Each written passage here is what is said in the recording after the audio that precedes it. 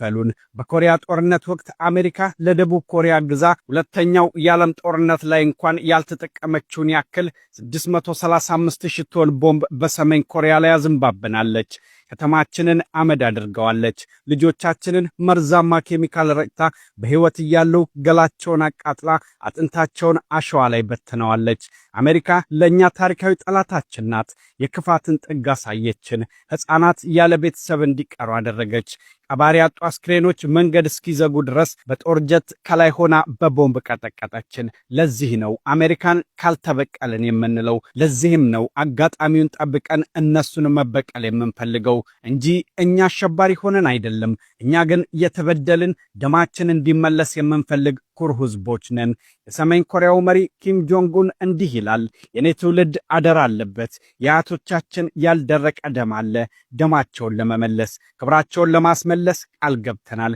ከልጅነታችን ሲነገረን ያደገው ታሪክ አሁንም ድረስ ውስጣችን የሚነድ የበቀል እሳት አለ። በጦርነቱ 1.5 ሚሊዮን ዜጎች ተገድለውብናል። የሚያሳዝነን አብዛኞቹ ንጹሃን መሆናቸው ነው። በኬሚካል ተቃጥለው የሞቱት ሕፃናትና በአሜሪካ ወታደሮች የተረሸኑት እናቶቻችን አጥንታቸው ዛሬም ድረስ ከምድር በታች ሆኖ ይወጋናል። ለ70 ዓመታት ጸጸቱ አልለቀቀንም። ጦርነቱ አይቆምም። አሜሪካ ግን ከጦርነቱ በኋላ እኛን አልተወችንም ነበር። የሰሜን ኮሪያ ሕዝብ በዓለም አቀፍ ማዕቀብ ዘግታ በረሃብና በበሽታ እንዲያልቅ ፈረደችበት። በሚሊዮን የሚቆጠሩ አባቶቻችን የሚበሉት አጥተው በረሃብ ረግፈዋል። ኤሌክትሪክና ውሃ እንዳናገኝ አድርጋ ሰሜን ኮሪያዎች ለዓመታት በጨለማ ውስጥ ማቀናል።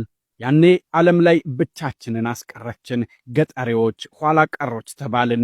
ድሃ ሕዝቦች እያሉ ዓለም ሁሉ ተሳለቁብን። ያኔ ማንም ከጎናችን የቆም አልነበረም ከቻይና በስተቀር። እኛ ግን ጠንካራ ሕዝቦች ነበርን።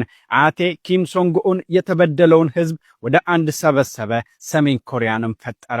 አሜሪካኖች ካደረሱብን ረሃብና ውድመት ለማገገም የጣሉብን ማዕቀብ ሳያግደን አንገታችንን ደፍተን በድህነት እየማቀቅን ሰርተናል። ሰብሎቻችንን በኬሚካል አቃጥለውት የምንዘራው እህል እስክናጣ ድረስ ድሃ ቢያደርጉንም የሞተ እንስሳ እየበላን በባዶ እግራችን ተራራውን ቧጠን አርሰን አምርተናል። ረሃባችንን አስታግሰን ከ70 ዓመታት ትግል በኋላ ሁሉንም አልፈናል። አሁን አቅም አለን። አሁን ኒውክለር ቦምብ አለን። አሁን ከጫፍ ጫፍ የሚወረወር ባላስቲክ ሚሳኤሎች ታጥቀናል። በቴክኖሎጂ የበለጸገ የተማረ ትውልድ አለን። በቂ የጦር ሰራዊትም ይዘናል። ዳግም አሜሪካ ልትገድለን አትመጣም። የአባቶቻችንን በቀል የምንወጣበት ቀን ሩቅ አይደለም። እኛ እውነት አለን። ዓለም ይወቅልን። መበቀል እንፈልጋለን። እኛ እብዶች አይደለንም። ናችሁ ካሉን ደግሞ አብደን ሳይሆን ኮሪያ ላይ የፈሰሰው ደም አስክሮን ቢሆን እንጂ ጦርነቱን የጀመሩት እነሱ ናቸው። እኛ ግን እንጨርሰዋለን። ይህ የሰሜን ኮሪያዎች በቀል ያነደደው የሁል ጊዜ የጸጸት ንግግራቸው ነው። አድማጮች፣ እነሱ እውነት አላቸው። እኔ ሳልሆን ታሪክ ይመሰክርላቸዋል። 불같이 터지신 그 고백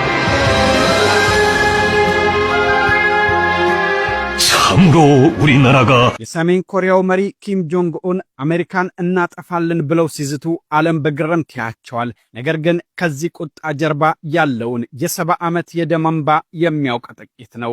አሜሪካ ታሪካዊ ጠላታቸው የሆነችው ዝም ብላ አይደለም። ሰሜን ኮሪያውያን ደም አፍሳሽ ገዳይ የሚሏት በምክንያት ነው። ሰሜን ኮሪያዎች አሜሪካንን በዚህ ልክ የሚጠሏት በ1953 በኮሪያ በነበረው ጦርነት ምክንያት ነው።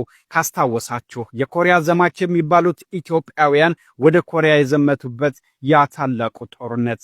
አዎ እሱ ነው። ከጦርነቱ በፊት ኮሪያውያን የራሳቸው ቋንቋ፣ ባህልና ረጅም ታሪክ ያላቸው ኩሩ ሕዝቦች ነበሩ። ማህበራዊ አብሮነታቸው እጅግ የጠበቀም ነበር። በአንድ ማዕድ ይበላሉ፣ በአንድ እርሻ ያርሳሉ።